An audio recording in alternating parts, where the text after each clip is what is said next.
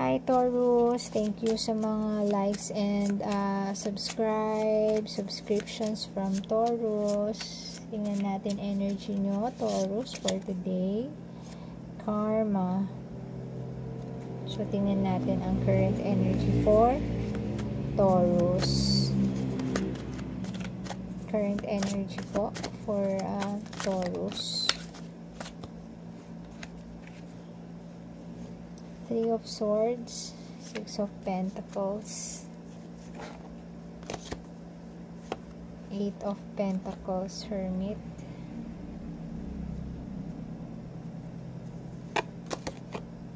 Ten of Swords, King of Swords. Ayan, Taurus.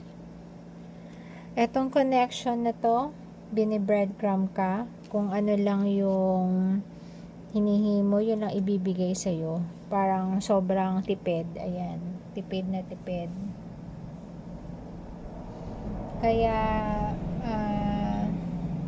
naiisipan mong maghanap na ng work. Tingin ko, yung iba dito, mga stay at home or maaring nagsasama pa lang kayo pero nasa bahay ka lang. Ayan. Naiisipan mo to.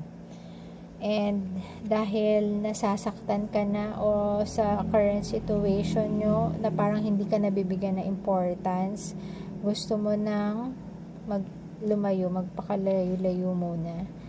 At parang punong-puno ka na, parang hindi mo na makaya itong kung kailan lang siya may time, dun lang kayo nagkikita or nag-uusap. Ayun. So, dun ka hirap na hirap, Taurus. Ito, naiisipan mo na lang na mag-work and, yeah, parang gusto mo na ring matapos itong relationship na ito. So, hingi tayo ng clarification dito. Bakit karma? Karma saan? Karma mo? Karma niya?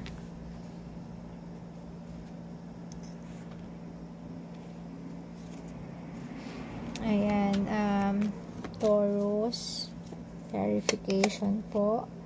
Seven of Pentacles, Nine of Cups, Sun, Page of Cups, Queen of Wands, Three of Wands. Okay, Taurus. Parang etong binubuo yung relationship, parang napapagod ka na. Parang pinanonood mo siya pero parang napapaisip ka bakit eto lang ang binibigay niya sa yung treatment. So, ayun, gusto niya maging masaya. Masaya siya masaya ka kapag binibigyan ka ng konti niyang time, konti niyang panahon, konti niyang sagot, masaya ka na nun. Pero mas magiging masaya ka kapag tinutukan mo ang sarili mo. Ito ang nakalagay dyan. And ito, nag-iisip ka na magmuni-muni, parang may nag-a-advise sa'yo na magmuni-muni.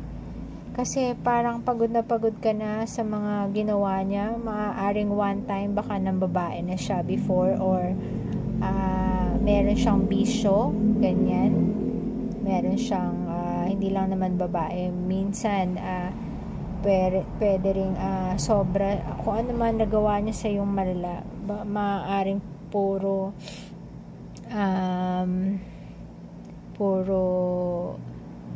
sakit ng loob ang naibigay niya sa'yo. Kaysa sa saya, eto.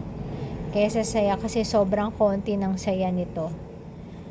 So, parang naghihintay ka na lang ng future na mabago to. Either mabago to or makat na lang. Maputo na lang yung relationship nyo. So, etong iniisip mo to, tingnan natin, hingi tayo ng final message para sa reading na to.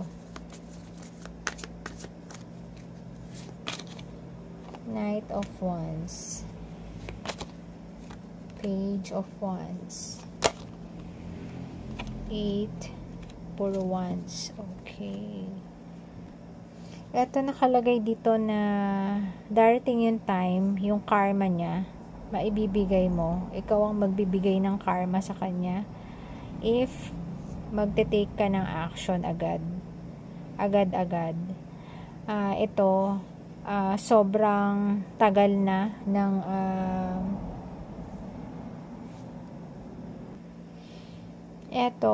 sobrang tagal na ng ganitong situation nyo.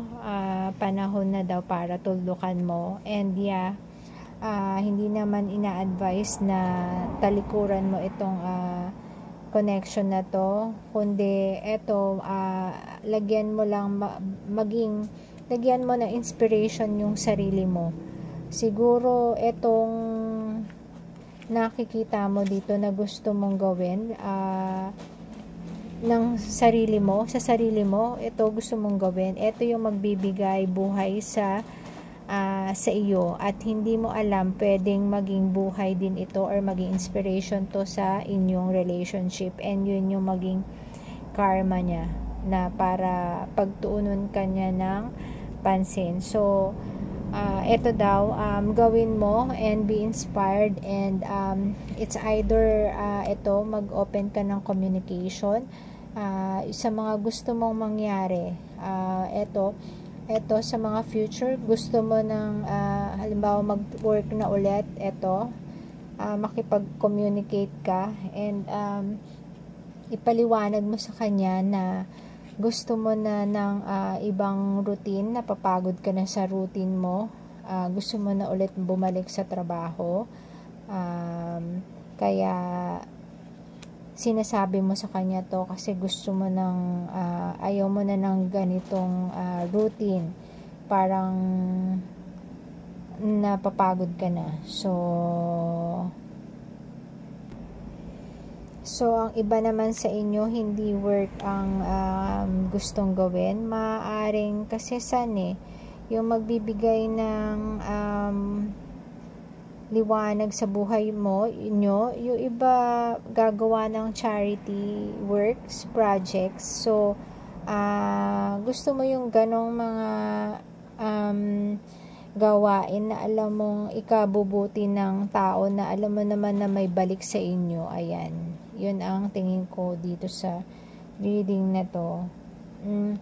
Yung iba na matagal nang naghihintay na magkaroon siguro ng anak, maaring ito yung magiging source of happiness mo na hindi nyo makuha. Siguro may mga ibang options.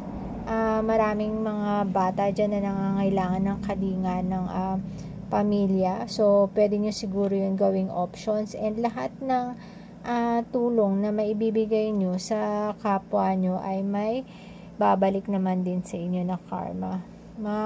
Malay nyo, sa mga hindi nagkakaanak, maaaring yung iba may mga hindi nagkakaanak, pero once na nag-ampon or nag-adopt, doon pa sila nagkakaroon ng anak. So, ng sarili nila, sa sarili nila. So, hindi nyo masabi kung ano ang gustong ipagawa sa inyo